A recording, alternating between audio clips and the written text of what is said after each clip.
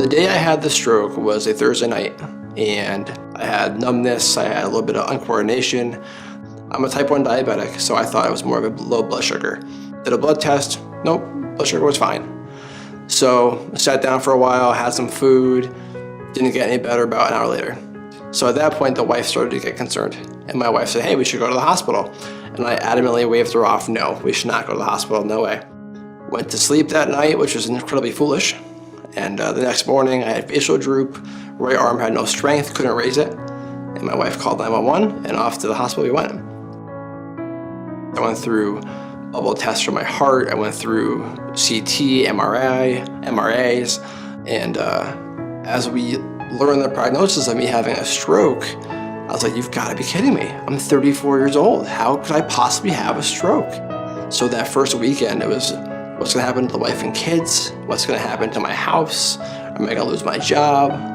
So I immediately began to panic. I got some PT and speech therapy in the hospital that weekend. And at that point, it was decided I needed to go to an acute care facility for rehab. And thankfully, Gaylord had a bed opening, and I went the next day. When I first came to Gaylord, I was filled with anger, and I'm thankful for my therapist because they found a way to channel that anger into constructive energy.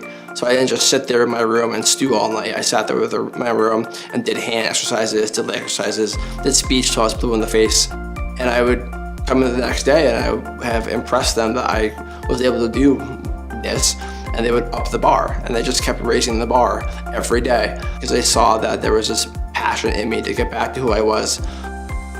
One of the things that affected me with the stroke was my ability to care for my 1-year-old daughter, and the thoughts of not being able to be a full-time parent, leaving my wife to be a single parent with a newborn, was pretty traumatic.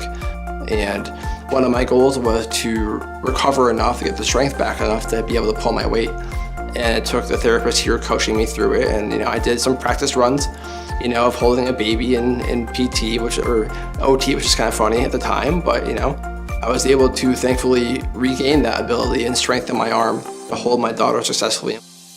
I had a lot of aha moments, and I was like, wow. Once I got to see 1 or 2 of those, I began to say, hey, you know what, this is actually working. So while I may think it's silly or dumb, I'm actually gonna play ball and do this. My last session of PT, they had me running. They said, have you tried running yet? I was like, what are you, nuts? No, I haven't tried running yet. I had a stroke 2 weeks ago. They're like, well, why don't you try? It may have been a horse galloping, but I ran down the gym.